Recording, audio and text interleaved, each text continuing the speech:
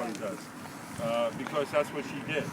She, in her lifetime, really was a leader, and that's why we're honoring her today for a number of reasons. But don't you find it ironic that this ceremony is on the day the Juniper Civic is meeting? I mean, right? There's all these little things here built into this. First of all, just on a personal note, the day I was going to announce that I was running for the city council at the Juniper Civic, the day of, the morning of, Lorraine had the accident. And that was, I don't know, very eerie for me. In fact, I was thinking of postponing it because, and the way I found out about it was, it came over, for some reason, I was listening to the scanner, police scanner, and I heard about an overturned car, and then, unfortunately, I ran down the street, and I heard people talking, and then somebody comes over and says, it's Lorraine's car that was in an accident, and I go, oh my God, and she was taken, so I called Carol, I called Johnny, and the family, and after that I announced at the Civic, but you know, we thought everything would be okay, and as it turned out, many months went by. We all missed Lorraine at the Juniper Civic meetings, and again, ironically, she passed before I actually took office, which was so bittersweet for me.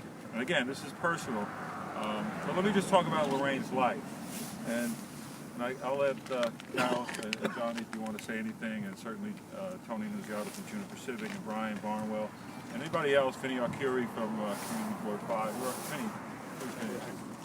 Vinny, back here. Lorraine, no, Vinny, come on over here. Because Lorraine was a big part of Community Board 5. She actually predated me. She had 2 terms, you know, 2 kind of appointments. Before I got on the Community Board, she urged me to get on. And she urged me to get on the Juniper Civic, by the way, which I kept saying, I don't want to go to those guys. You know, what am I going to do with this Juniper Civic? Well, she did in about 1988 urge me to, I had trucks that coming down my street. She urged me to go to the Juniper Civic. I went there for the first meeting at Community Church, and it turned out they got me. And I became vice president almost the next year, and then president the following 2 years, about 1990. And Lorraine was responsible for a big part of my life. In fact, we used to talk that we saw each other more than our spouses. You know, Lorraine and I were. She would. In fact, I think when she had her accident, she was on the way to my house because we would check in every morning. She'd bring the mail. We'd talk about the issues of the neighborhood. She was really the mayor of this area. She'd actually read the papers. Parked by Juniper Park every morning. I knew where to find her. If she didn't come over my house, I'd look her up on the other side, and there she is sitting in the car reading the paper. So it's so amazing how everything turned out, and I wouldn't be standing here if it wasn't for Lorraine, and my life would be very different. She got me to volunteer. She really protected the neighborhood, and she deserves this. She deserves so much more than just a sign on a pole. But the sign on the pole will tell future generations, long after we're all gone, that sign will remain. And people will look her up, and they'll certainly read about her bio. But she was so committed. Her family was committed before her. I think her mother and father were involved in Juniper Civic. And by the way, this whole area, these are the Juniper Park homes, so it's fitting that we're doing it right here, not only for Lorraine, but for Juniper Park Civic Association. This is where it was born in 1938. They had their first meetings in the basements of the homes. They would take turns. But this is the first street co-naming of any person, any board member of Juniper Park Civic. It's very fitting that it's Lorraine Sciulli, because she gave her house is right here in the corner. I can still see Johnny on the ladder at the age 90 going up many of the gutters. Amazing. So, what I want to do is just invite some other people to talk about Lorraine, but she was such a big part of my life, and that's why this is an act of the City Council, by the way. This bill had to be passed to co-name a street.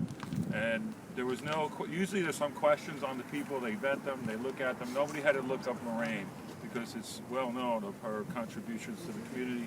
On Community Board 5 for over 30 years, and associated with Juniper Civic for, I guess, 45 years. I don't know. I mean, she predates me, but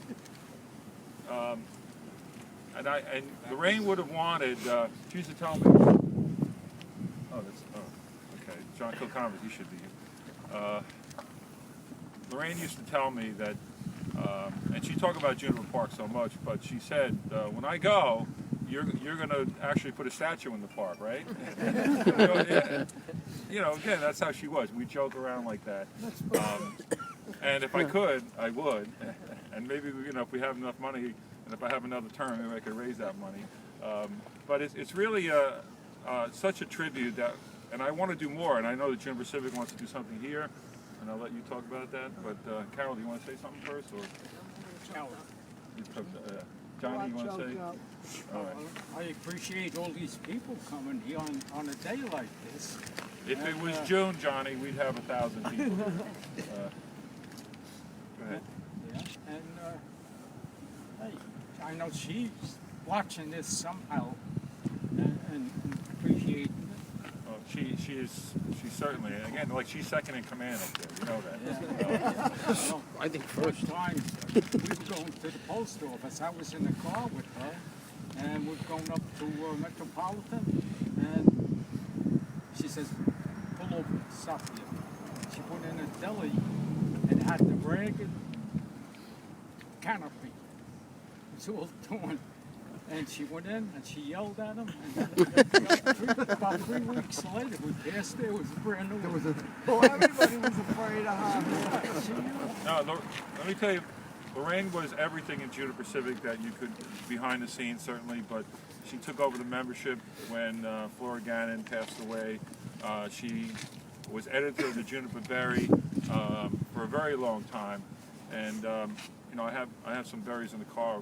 Her famous article on Fairyland, which you couldn't find any information on Fairyland before she wrote a large article on it, and that was, I think, everybody's favorite issue.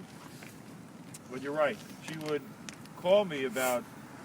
See, I went and spoke, and I yelled at this guy, because he didn't clean the street, or he had the canopy, or he has graffiti on this building. She would actually go in, and she could do that. She can actually, yell at somebody, say, "Clean up your property," and she had no fear. But it was for the greater good of the community, and that's what she looked at, and that's what she was all about. But even collecting, we had tried to build up the Juniper Berry. In the early days, it was just a typewritten thing, and when I took over graphic designer, so I asked her to help, but the only way to run it was through advertising, and she was the advertising manager. She would collect it, and it was funny, I never wanted to go with her to collect the money, because when the storekeepers didn't pay up, we sent Lorraine, because that's the only person we could have sent. And I'll stop, but I just want one other thing. If Lorraine was here, she'd be working for me in the city council, because I would need her, and that's why my run for the city council is so bittersweet. We did it. And I wouldn't have gotten elected if it wasn't for Lorraine. But the sad thing is that I couldn't share it with her, and that still bothers me tremendously. But we're going to celebrate this. So, Brian, come on, what you say? I know you work with her too. Yes. Brian Barnwell, the assembly member. Thanks for coming out in the cold weather. I'll keep it short, but I think you said it really well. When you think of Juniper Park, you think of obviously the Civic, when you think of Lorraine. And that's what I think about. And she was a very nice person, very good person, as we all know. But she meant business, as you said. She was a collector, right? If you didn't pay up, she came, right? Kind of like Alicia, I think I would say. Oh, thanks. No, that's true though, right? It's true. And she cared about the community. She cared about the neighborhood. And I did not know that. I think it's fitting that she's the first one to receive a street renaming. that's something else. That's something special, and I wish we could do more. We had to look into that, but no, it's the least we could do, and I'm just happy to be a part of it. And God bless her, and God bless everyone in your family. Hey, of course. Thank you, Brian. And when I mentioned Juniper Park Civic Association, building it up, and when I became president, even vice president before that, Lorraine was actually saying, I just want to do less. I said, well, if I'm going to be president, you have to do more. And she stayed on, and then she got it back on the community board. And Vinny Curie knows, Lorraine was outspoken. Well, we all are. But Lorraine would actually, say things that, people felt didn't want to say, but Lorraine would say it. Sometimes we say, Lorraine needs a little thicker filter. But you know what? It really, nowadays we really need her to tell the truth and to say how we feel and to protect our neighborhood and battles against this, that, and the other thing that the city council or the city wanted to lay on us, the mayor. Lorraine would speak up, and on so many issues. But I just, on Juniper Civic, and I think Tony Nunziano, as the president of Juniper Civic, knows about her actual battles side by side, not only with Elmhurst Park, but so many issues. There was a parking lot, and I think you remember that. Oh, yeah. Right here. And that was actually before my time, before I got involved in civic. Parking lot right here, and on the other side, that it was a nightly hangout. Big time. You don't do that across from Lorraine Sciulli's house. You don't hang out across from Lorraine Sciulli's house or any house that it's going to change the quality of life. And so certainly she was the leader in the battle to close the parking lots, and you don't see them anymore, right? Thank God. You see trees and like it should be. Cars are still there. So I want to bring Tony Nunziano up to talk about Lorraine's some more information that I must have missed a bunch of things. You did a lot. You did covered it pretty good. Very All right, good. so you don't understand me. Tony Nunziano, Thank you. Listen, everybody knows Johnny's going to be next. Phil Commons, he was closer to her than anybody. He knows her for so many years. But she was one of the driving forces that got me involved in Juniper. It was Frank Principe in Maspeth, Lorraine Sciulli in Middle Village. But that's come to Juniper. We want to visualize a bench here facing the park for Lorraine, this little triangle, because she was the guardian of the park. She went around, she made sure it was right. She checked whether it be dogs, houses. She was always everywhere checking on something. And we all know she was a strong-headed woman. If she was mad, get out of her way. She was unbelievable. She had a heart. We used to go out all the time for dinner, and all we did was laugh. And all I can say is her favorite candy, which I used to buy her all the time, told me a lot about Lorraine. She was good and did plenty. Because she was everywhere. And when I used to bring that little box to her, her eyes would light up. It was a candy that she missed from childhood. We had such great times together. Her family's still here. She's a legacy. So proud that you call her a friend. She's the only person I know that has her name in Parkside, a separate table with her name on it. I mean, that's impressive. When you get your name in Parkside, then you're not dead or shot, and you're alive, and you got it there. That's impressive. That's how the dynamo Lorraine was, and leaving the legacy behind. But a good friend who knew her for so many years, which I turned over with John Kilcommon. John. She went to grammar school. Yeah. And if it wasn't for her, we'd all be still there. She was the smartest one in the class. She wouldn't hide her answers. She'd help everyone. The best. And she was the smartest student in the class, right? Yeah, smartest girl in the class. She won scholarships to Catholic high schools, and she didn't want it. She went to Grover. Right. And I think she won every scholarship there was. Well, again, and Lorraine brought you into civic. She did. And John Kilcommons became a big part with the famous Achilles Corner, which was the gossip in the neighborhood. Everybody, as you put out the berry, and that's what Lorraine would do, and we would do it. We distribute the berry. We did the mailings, obviously. Lorraine helped with that, but we used to get in the car, and John would load up his SUV with the berries on a few trips, and there were 5,000 of those magazines in his car. And Lorraine would be with us, even up until the end almost. She would carry the magazines and put them in the stores, and then actually scold the stores that wanted them. Well, you'll get more if you advertise in the magazine, you know, to the store. So it was actually very funny. But John was a big part of not only Lorraine's life. I mean, you guys were kids together, like you said. And she would give you the answers on some of the tests. I heard she tell me that. She was in one of those that Got 'em hide through. her answers. Yeah. So again, just so many great memories. What Tony alluded to about the dinners. We used to have dinner, and I miss those where we all got together, and you know, the leadership of John Kilcommons, Lorraine, and Tony. We'd all have to go out to Lorraine and Johnny. And have a great time. It was always a great dinner. We look forward to it. So I miss that tremendously also. But I know we have family here. Anybody else want to talk about any memories of Lorraine? Well, the Lorraine got me into the civics. Her mother and my mother were in the original Civic Association. And Joanne Bonini and I, and there's Joanne, Lorraine, yeah. and another gal. Joanne, former president of the Juniper Park Yeah, Civic. we used to go power lunches most of the time in Parkside. So we got to know, more about the neighborhood because of Lorraine. It really was a wealth of information.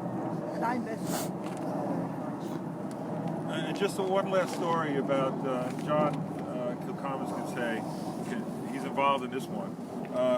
Lorraine got sick a couple of years before she passed. She was in the hospital. She had a hospital stay. And when she came out, John and I were talking. Lorraine's a little forgetful now. So we actually approached her. We said, you're starting to forget things because you were always the sharpest. And she goes, you two guys are telling me about forgetting things? And she was right. She goes, John Kilcommons, who can't remember, what happened before, yesterday, and you, of course, Bob, I have to remind you about everything. So she was like, we call her the shark, because you would let her out, but she can come back at you. So that's why we called her the shark, because she was sharp. So you couldn't even suggest anything. If she felt you were wrong, she was going to tell you that. And Carol knows better. Johnny said that. But what a great human being. And again, I want to do more than just the sign, but it is a good start. We have it facing this way because you wouldn't see it as much. We thought we wanted to see it from Juniper, and that's why it's on really technically 62nd Avenue, but it's really 77th. Is a picture on it? What? A picture. You should put Like a that. picture on it. Does anybody else want to say anything else? So, it's cold, yes, but it's sunny and it's not as windy. So Lorraine stopped the wind. Right? Thank you. It's moving. Watch. I just started. It's going down. You're right. It's just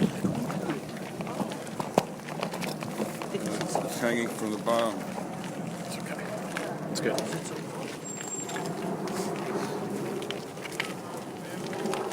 Hi, Reese. Hey, how are you? I can't feel my toes. Yeah, why is it always the toes? It's Lorraine. She's doing this on purpose.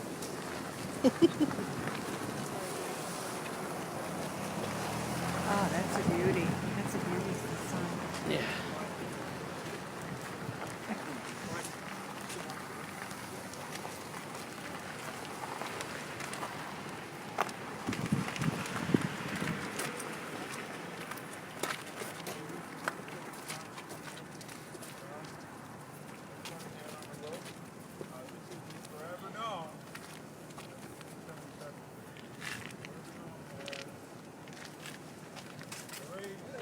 Beautiful.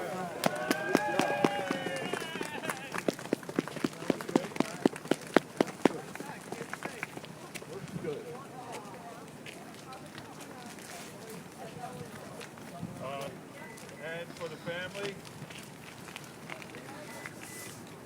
God, I can't feel my toe. I know, that's why I'm leaving. Why? Because I can't feel my feet. See, there's no cover place. I'm going to go. This is all lovely. I'm going to call you and complain like I can't feel my toes. Why these cities so cold? I just got it out. Okay, go ahead.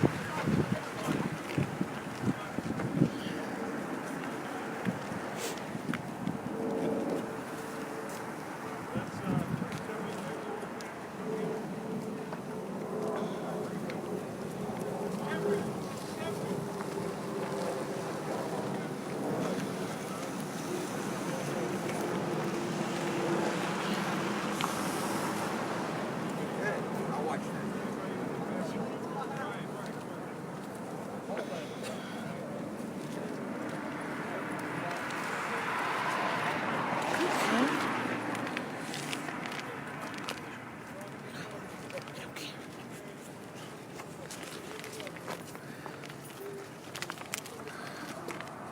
He told me